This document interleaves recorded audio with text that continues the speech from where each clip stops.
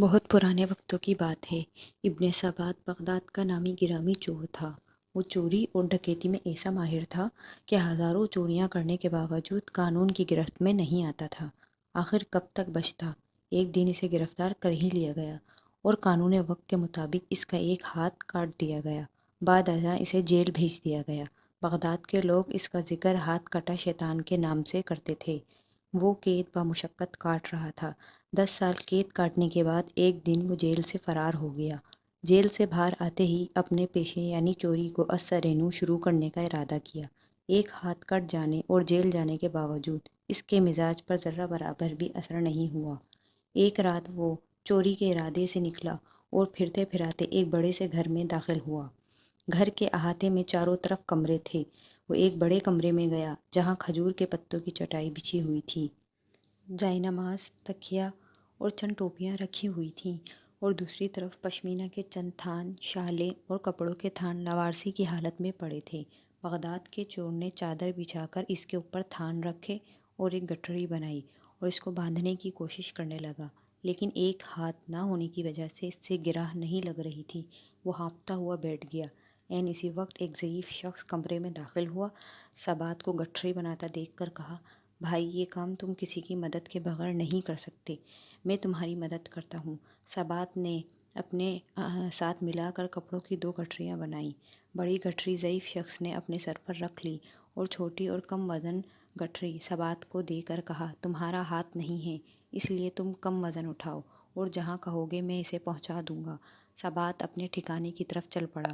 راستے میں ایک جگہ چڑھائی کی وجہ سے ضعیف شخص کو بڑی دقت پیش آئی، ٹھوکر لگی اور گٹھڑی سمیت نیچے گر گیا۔ سبات نے غصے میں گالیاں بکیں اور اس کی کمر پر ایک زوردار لات رسید کی۔ ضعیف شخص جوں توں کھڑا ہوا اور کمزوری کی وجہ سے گرنے کی معافی مانگنے لگا۔ ابن سبات نے طاقت کے زور پر دوبارہ بڑی گٹھڑی عمر رسیدہ شخص کے سر پر رکھ کر سفر شروع کیا۔ چلتے چلتے وہ ایک کھنڈر میں جا پہنچے جو بغداد کے چور کی پناہ گاہ تھی۔ پھر ابن سبات نے بزرگ سے کہا کہ دیکھو، پہلے چوری کرنے میں پہنچا تھا اور تم بعد میں آئے تھے، لہٰذا یہ تمام چوری کا مال میرا ہوا اور تمہیں مجھ جیسا سردار پورے بغداد میں نہیں مل سکتا، لہٰذا آج سے تم میرے شاگرد ہو۔ بزرگ شخص نے ادب و احترام سے عرض کیا، بھائی یہ تمام مال تمہیں مبارک ہو۔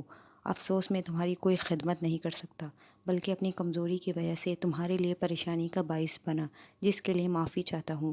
خدا حافظ کہہ کر وہ شہر کی جانب چل پڑا۔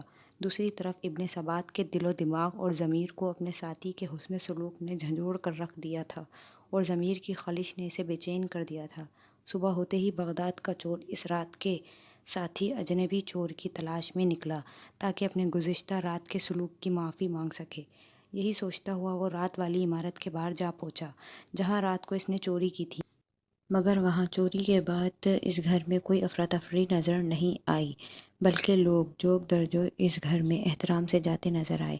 بغداد کے چور نے ایک شخص سے پوچھا کہ یہ کس کا مکان ہے؟ اس نے کہا کہ لگتا ہے تم بغداد میں نئے ہو، یہ بابرکت مکان ہمارے شیخ حضرت جنید بغدادی کا ہے۔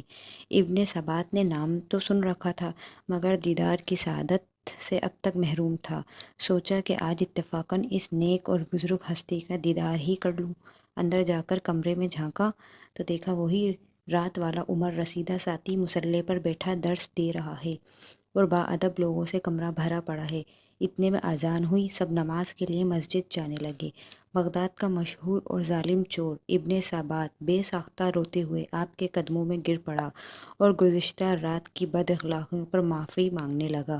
شیخ جنید بغدادی نے اسے زمین سے اٹھا کر اپنے گلے سے لگا لیا اور مسکراتے ہوئے فرمایا، توبہ کا در ابھی بھی کھلا ہے۔ ابن سبات کی دنیا ایک لمحے میں بدل چکی تھی اور اب وہ ہاتھ کٹا شیطان بغداد کا شاطر چور شیخ جنید بغدادی کے زیر سایہ عبادت ریاضت میں وہ نام لے گیا کہ اب اسے بغداد کے لوگ بغداد کے چور کے بجائے شیخ احمد ابن سبات کے نام سے نہایت عزت و احترام سے جانتے تھے۔